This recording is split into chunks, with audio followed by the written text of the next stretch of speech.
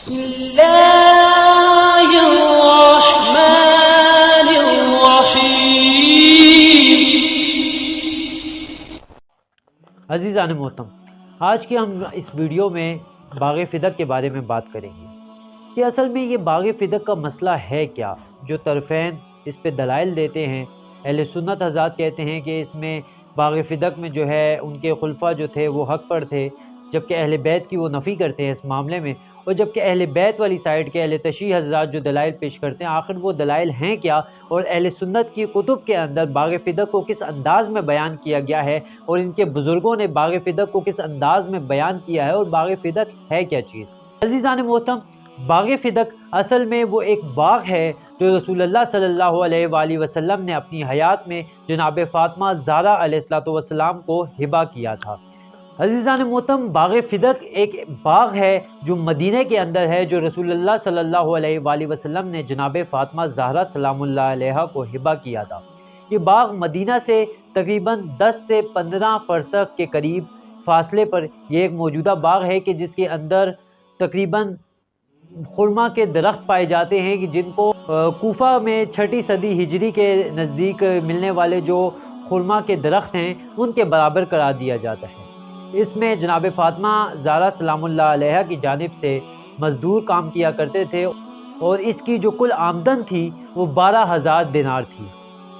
عزیزان محترم، رسول خدا صلی اللہ علیہ وآلہ وسلم کی رحلت کے بعد آپ جب اس دنیا سے پردہ فرما گئے تھے تو خلیفہ اول اور خلیفہ دوم نے اس باغ کو جناب زہرا سلام اللہ علیہ سے قبضے میں لے کر اپنے پاس رکھ لیا اور اسے حکومت کا حصہ بنا دیا۔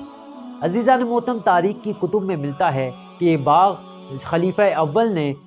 جناب رسول خدا صلی اللہ علیہ وآلہ وسلم کی رحلت کے بعد وہاں پر جو جناب زہرا کے مزدور کام کر رہے تھے اس باغ میں، ان کو وہاں سے بھگایا اور ظلماً اور جبراً طور پر اس باغ کو قبضہ کر لیا۔ اور یہ باغ جب جناب فاطمہ زہرا علیہ السلام سے لے کر حکومت کے قبضے میں لے لیا گیا تو اس پر ایک اتنا بڑا مسئلہ کھڑا ہو گیا کہ جو صدیوں سے چلتا ہوا آ رہا ہے، اور تمام اہل قلم اور مورخ حضرات اس کے بارے میں بیان کرتے رہے ہیں، اور طرفین کی جانب سے اس پر دلائل دیے گئے ہیں۔ اہل سنت حضرات کہتے ہیں کہ اس میں حکومت نے یہ جو باغ قبضہ کیا تھا وہ حق بجانب تھے، جو آج کل کے اہل سنت مولانا اہل سنت کے علماء کرام کہتے ہیں، جبکہ اگر ان کی بزرگوں کی کتب کا مطالعہ کیا جائے تو ایسا ہمیں نہیں ملتا، جبکہ اہل سنت کی بزرگوں کی کتب میں بھی جو ان کے اقوال ملتے ہیں اس سے یہ باغ ثابت ہوتا ہے کہ جناب فاطمہ زہرا سلام اللہ علیہ کا تھا۔ لیکن جب ہم آج سوشل میڈیا پر اس باغ فدق کے متعلق اہل سنت علماء کا بیان دیکھتے ہیں، جیسے آپ نے اشرف جلالی کا بیان دیکھا ہوگا کہ جس میں اس نے کہا ہے کہ معاذ اللہ ثم معاذ اللہ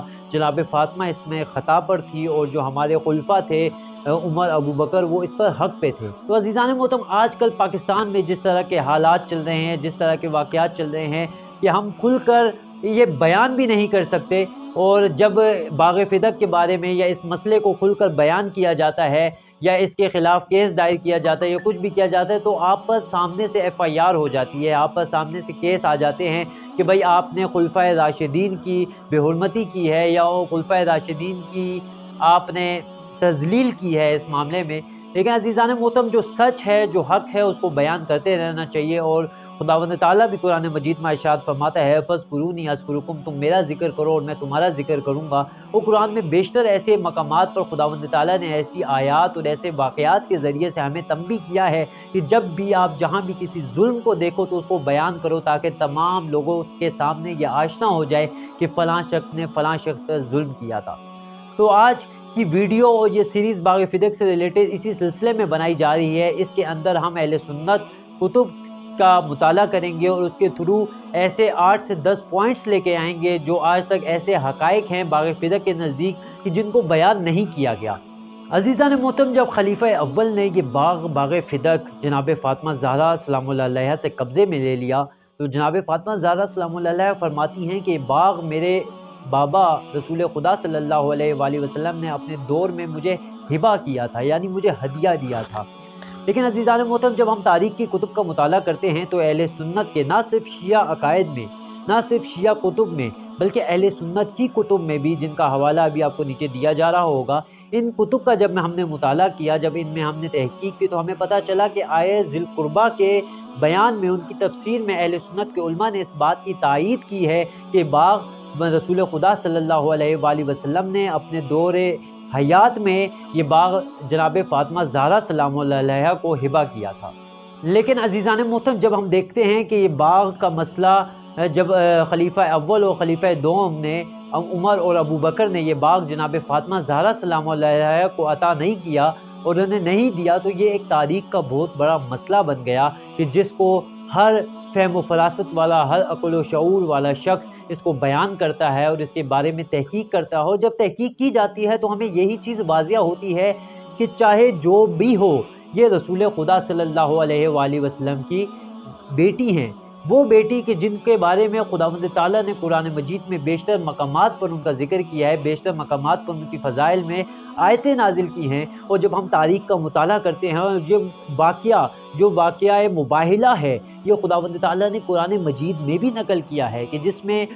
چند عیسائی آتے ہیں اور وہ رسول خدا صلی اللہ علیہ وآلہ وسلم سے مباہلے کے بارے میں بیان کرتے ہیں کہ آئے ہم سے مباہلہ کریں کہ جو سچا ہوگا اس پر خدا ان کے ساتھ ہوگا اور جو جھوٹا ہوگا اس پر خدا کی لعنت ہوگی۔ جب یہ مباہلہ ہوا تو رسول خدا صلی اللہ علیہ وآلہ وسلم